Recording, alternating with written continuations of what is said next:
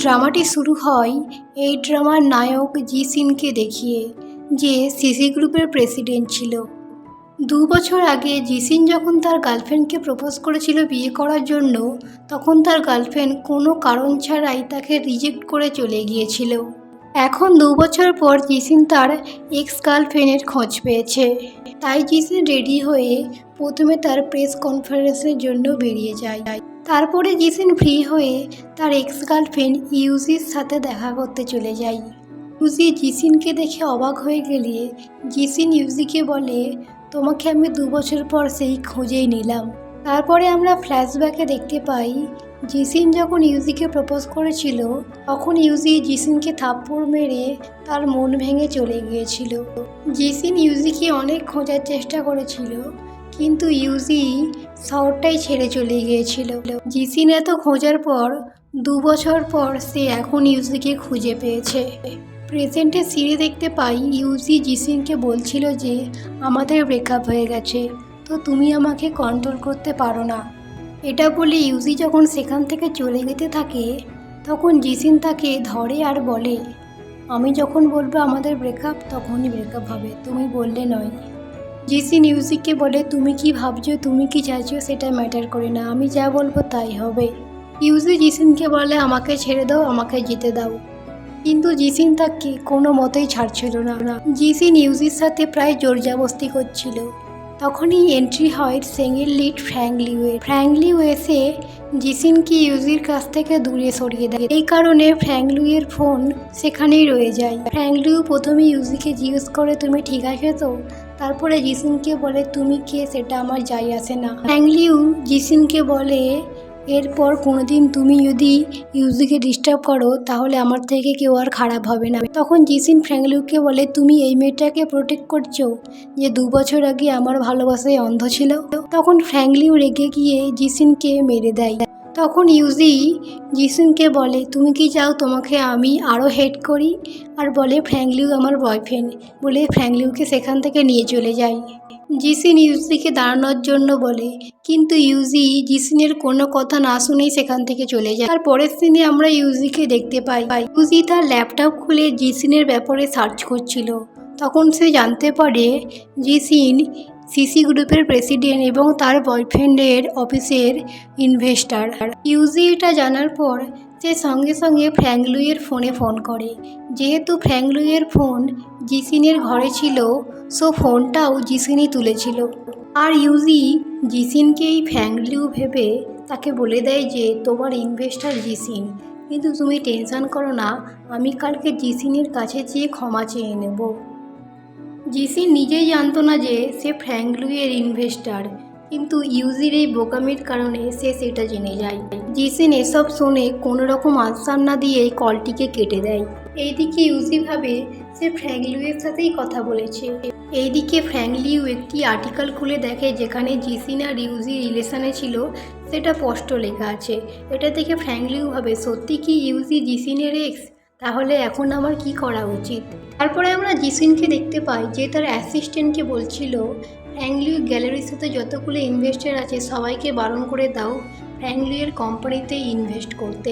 জিসিন এটাও বলে, যত রকম দুর্নাম ছড়ানোর আছে ফ্র্যাঙ্ক লিউ কোম্পানির নামে সেগুলো ছড়াও, যাতে কোনো ইনভেস্টার তার কোম্পানিতে ইনভেস্ট না করতে চায়। তখন অ্যাসিস্ট্যান্ট বাধ্য হয়ে তার কথা মেনে নেয়। সে বলে, ঠিক আছে বস। এদিকে আমরা দেখতে পাই যে ইউজি তার বয়ফ্রেন্ড ফ্র্যাঙ্ক লিউয়ের সাথে দেখা করতে এসেছিল। ফ্র্যাঙ্ক লিউয়ের অ্যাসিস্ট্যান্ট ইউজিকে বলে যে হঠাৎ আজকে সব ইনভেস্টাররা আমাদের কাছে ইনভেস্টমেন্ট ফেরত নিয়ে নিয়েছে, সেই জন্য ফ্র্যাঙ্ক লিউ খুব চিন্তিত আছে। শুনে ইউজি ফ্র্যাঙ্ক লিউয়ের কাছে যায়।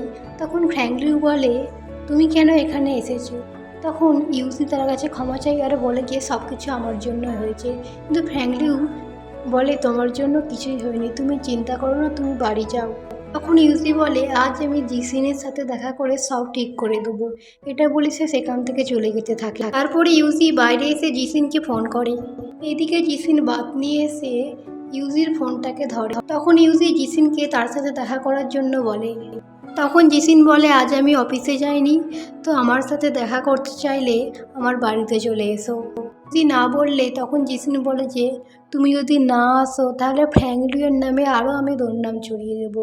তখন ইউজি তার সাথে দেখা করতে আসতে বাধ্য হয়। জিসিন এই সব কিছু জেনে বুঝেই করছিল, কারণ সে ইউজির ওপর খুব রেগেছিল। ইউজি জিসিনের বাড়ির সামনে চলে আসে আর ভাবে এই বাড়িতে আমাকে আবার ফেরত আসতে হবে, কোনোদিন ভাবিনি। ইউজি যখন জিসিনের বাড়িতে ঢুকে তখন পেছন থেকে এসে জিসিন তাকে হাক করে।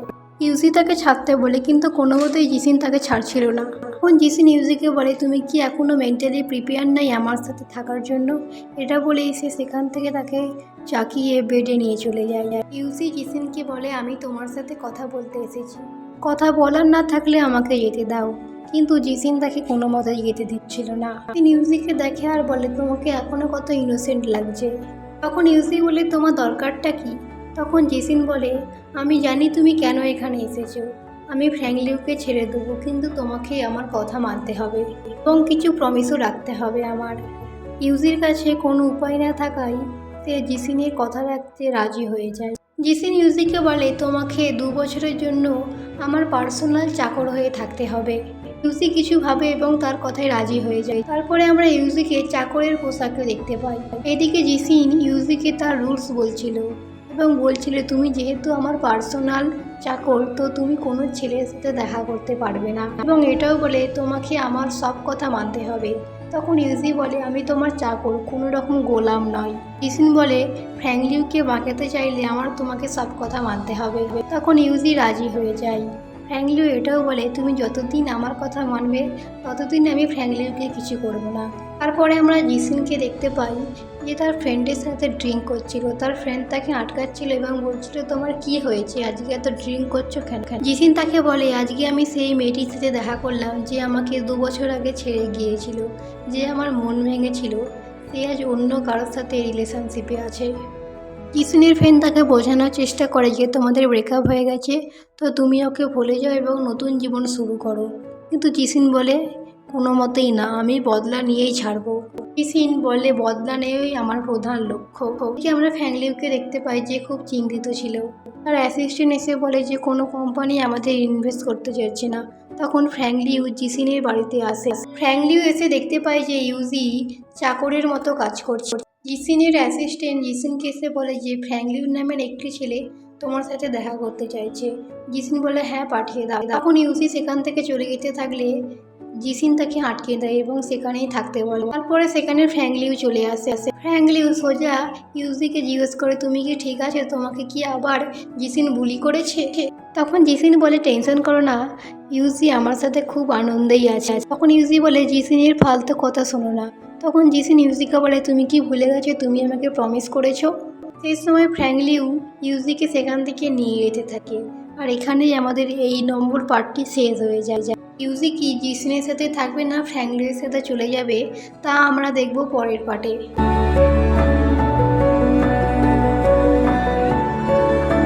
ফ্র্যাঙ্কলিন যখন ইউজিকে সেখান থেকে নিয়ে চলে যাচ্ছিল তখন জিসিন তাকে সেখানে দাঁড়াতে বলেছিল। এই পার্টের শুরুতেই আমরা দেখতে পাই ফ্র্যাঙ্কলিন যখন ইউজিকে সেখান থেকে নিয়ে চলে যাচ্ছিল, কিন্তু ইউজি সেখান থেকে যেতে চাইছিল না, কারণ ইউজি জানতো সে যদি ফ্র্যাঙ্কলিনের সাথে চলে যায় তাহলে জিসিন ফ্র্যাঙ্কলিনের কোম্পানিকে পুরোপুরি বরবাদ করে দেবে। এই কারণে ইউজি ফ্র্যাঙ্কলিনকে বলে তুমি চলে যাও, আমি এখানেই ঠিক আছি, আমার সাথে জিসিন কোনো রকম খারাপ ব্যবহার করে না। কিন্তু ফ্র্যাঙ্কলিন তার কোনো কথাই মানছিল না। তখন ইউজি বলে যে আমি তোমার কোম্পানিকে বরবাদ হতে দেখতে চাই না, তুমি এর জন্যে অনেক কষ্ট করেছো। তাদের মধ্যে কথা চলছিল, সেই সময় জিসিন সেখানে চলে আসে।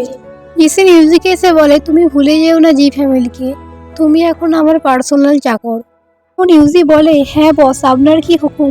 জিসিন ইউজিকে বলে তুমি ডান্স করে দেখাও। ইউজি এসব করতে চাইছিল না, কিন্তু সে বসের অর্ডার না মেনে থাকতেও পারবে না। এদিকে ফ্র্যাঙ্কলিন জিসিনের করা ইউজির ওপর ব্যবহার দেখে সে খুব রেগে যায়, কিন্তু ইউজি বাধ্য হয়ে তাদের সামনে ডান্স করে দেখায়। আর ফ্র্যাঙ্কলিন এসব দেখে প্রচণ্ড রেগে যায়। জিসিন ফ্র্যাঙ্কলিনকে তখন বলে দেখলে আমি যা বলবো ইউজি তাই করবে, আর এটাও বলে তুমি একজন ইউজলেস ছেলে যে আমার গার্লফ্রেন্ডকে আমার কাছ থেকে কখনোই দূর করতে পারবে না। তখন ফ্র্যাঙ্কলিন রাগের চোখে জিসিনের দিকে তাকায় এবং করুণার চোখে ইউজির দিকে তাকিয়ে সেখান থেকে চলে যায়। জিসিন তাদের দুজনের ভালোবাসা দেখে খুব জেলাস হয়। তারপরের সিনে ইউজি যখন জিসিনের জন্য কফি নিয়ে আসে তখন জিসিন রাগে সেই কফির গ্লাসটিকে ফেলে দেয়। ইউজি তার এই ব্যবহারে কোনো রকম আনসার না দিয়েই গ্লাসের টুকরোটিকে ঘোরাতে থাকে এবং তার ফলে ইউজির হাত কেটে যায়। তখন জিসিন আসে আর বলে, তুমি কতটা কেয়ারলেস। আসলে জিসিন এখনো ইউজিকে ভালোবাসতো। যখন তার কাটার জায়গা ঠিক করতে যায় তখন ইউজি বলে, থাক আমি নিজে করে নেব, এবং সে ইউজি সঙ্গে সঙ্গে সেখান থেকে চলে আসে। এবং তার পরের সিনে দেখতে পাই ইউজি কিছু পাস্টের কথা ভাবছিল। তারপরে আমরা ফ্ল্যাশব্যাকে দেখতে পাই ইউজি যখন জিসিনের বাড়িতে এসেছিল সে তখন জিসিনকে একটি অন্য মেয়ের সাথে দেখতে পেয়েছিল। সেটা দেখে ইউজি ভেবেছিল যে জিসিন তার সাথে চিট করছে, এই কারণেই সে জিসিনের সাথে ব্রেকআপ করে নিয়েছিল। তারপরে আমরা প্রেজেন্টের সিনে দেখতে পাই যেখানে জিসিন ইউজির কাছে এসে ক্ষমা চায় আর বলে, আমি তোমাকে অনেক কষ্ট দিয়েছি, তুমি আমার কাছে আবার ফিরে চলে এসো। জিসিন ইউজিকে বলে, আমি জানি তুমি এখনও আমাকে ভালোবাসো, সো এই সিচুয়েশনটাকে আমি আর ডিফিকাল্ট করব না। এটা বলে জিসিন সেখান থেকে চলে যায়। তার পরের দিন সকালে আমরা জিসিনকে দেখতে পাই যে আবার ইউজিকে প্রপোজ করার কথা ভাবছিল। ইউজি যখনই সেখানে আসে জিসিন তাকে প্রপোজ করে আর বলে, উইল ইউ ম্যারি মি? কিন্তু ইউজি জিসিনকে বলে, এসব কি করছো, এসব বন্ধ করো। জিসিন ইউজিকে বলে, তুমি 2 বছর আগে আমাকে রিজেক্ট করে দিয়েছিলে, কিন্তু এবারে তুমি পারবে না রিজেক্ট করতে। কিন্তু ইউজি যখন কোনো রকম আনসার দিচ্ছিল না তখন জিসিনের মন ভেঙে যায় এবং সে দাঁড়িয়ে ইউজিকে বলে, গিয়ে তোমার মন কি পাথরের নাকি? কিন্তু ইউজি তখনও কোনো আনসার দিচ্ছিল না, যেটা দেখে জিসিন রেগে যায় আর বলে, তুমি এখনো আমার পার্সোনাল চাকর, তো তোমাকে এই আংটিটি পরতেই হবে। কিন্তু ইউজি যখন সে আংটিটি পরছিল না তখন জিসিন বলে, তুমি না পরলে আমি তোমাকে নিজে পরিয়ে দেব। এবং জিসিন ইউজিকে জোর করে আংটিটি পরতে চায়, কিন্তু ইউজি মোটেই পরছিল না। তখন রেগে গিয়ে জিসিন আংটিটি ফেলে দেয় আর বলে, এটা তোমার গিফট, তুমি কি করবে তোমার ব্যাপার।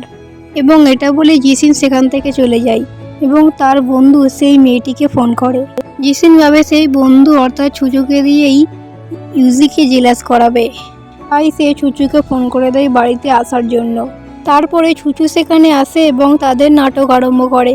ছুচু আর জিসিন খুব ক্লোজ হয়ে যায় ইউজিকে জেলাস করানোর জন্য।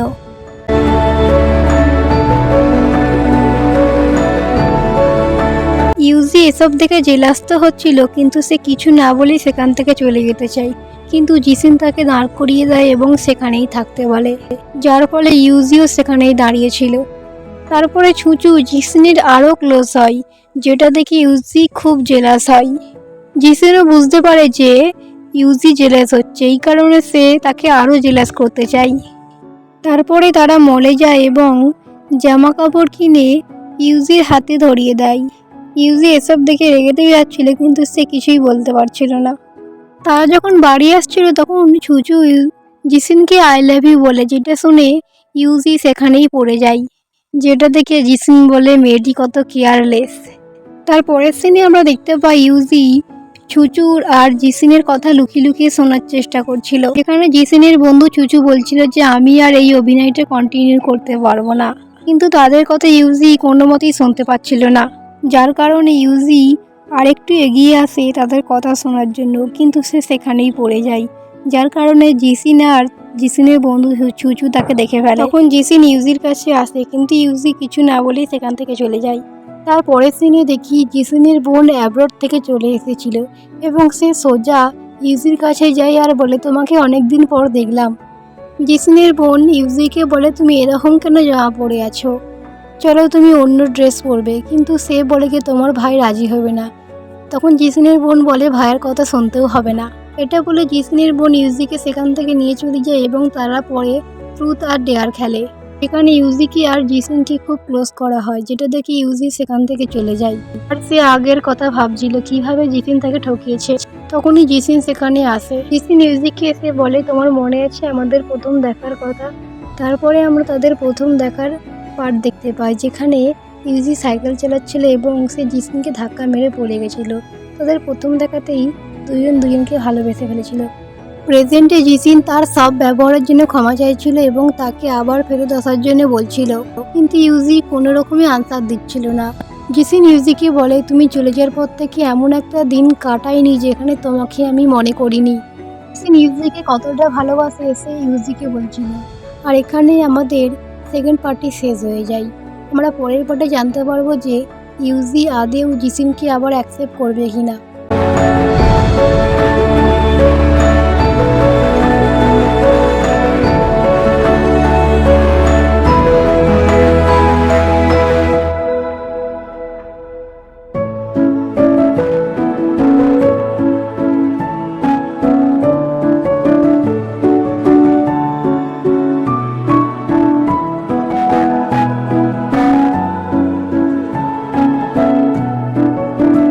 এই পার্টের শুরুতেই আমরা দেখতে পাই জিসিন ইউজিকে বলছিল ইউজি চলে যাওয়ার পর সে অন্য কোনো মেয়ের দিকে তাকায়নি। জিসিন ইউজিকে তার সব ব্যবহারের জন্য ক্ষমা চাইছিল এবং ইউজিকে তার কাছে ফেরত আসার জন্য বলছিল। জিসিন ইউজিকে বলছিল, আমি তোমাকে আগেও ভালোবাসতাম, এখনও ভালোবাসি এবং ভালোবাসতে থাকবো। মেয়েটি শুধু আমার বন্ধু ছিল, এর থেকে বেশি কিছু নয়, তুমি ভুল বুঝো না আমাকে। এখন ইউজি বলে, শুধু বন্ধু? তাহলে আমি যদি না দেখতাম তুমি কি তাহলে ওর ক্লোজ আর যেতে না? তখন জিসিন বলে, একদমই নয়, আমি ওকে কন্ট্রোল করে নিয়েছিলাম ও যখন আমাকে হাক করেছিল। জিসিন বারবার বলছিল, আমি আমার সব কিছুর কারণে আমি তোমার কাছে ক্ষমা চাইছি। জিসিন যখন বারবার ক্ষমা চাইছিল তখন ইউজিও তার উপর আর রেখে থাকতে পারে না, অর্থাৎ ইউজিও জিসিনকে অ্যাকসেপ্ট করে নেয়। তার পরের দিন সকালে আমরা দেখতে পাই তারা যখন ব্রেকফাস্ট করছিল তখন জিসিন ইউজির জন্য খুব কেয়ার করছিল। সে সব কিছু ইউজির জন্য করে দিচ্ছিল। তারপরে জিসিন তাদের বিয়ের জন্য ওয়েডিং কার্ড বানাচ্ছিল। তারা দুজনে খুব এক্সাইটেড ছিল তাদের বিয়ের জন্য। তারপরে একদিন দেখতে পাই আমরা ইউজির ভাই যখন বিদেশ থেকে আসে তখন ইউজি তার ভাইকে হাক করছিল, কিন্তু জিসিন সেই সময়তে এসে তাদেরকে উল্টোভাবে। জিসিন সঙ্গে সঙ্গে এসে ইউজির ভাইকে মারতে যায়, কিন্তু ইউজি তাকে দাঁড় করিয়ে দেয়। ইউজি তখন বলে যে ওটা আমার ভাই, যেটা শুনে জিসিন ইউজির ভাইকে ক্ষমা চায় এবং সে খুব লজ্জা পেয়ে যায়। কিন্তু ইউজি তার উপর রাগ দেখে চলে যাচ্ছিল, কিন্তু জিসিন তার কাছে ক্ষমা চায়। তারপরে কয়েকদিন পর দুজনকে ওয়েডিং রিং পরিয়ে দেয় এবং তারা সেখানেই বিয়ে করে নেয়। আর এখানেই এই ড্রামাটি শেষ হয়ে যায়।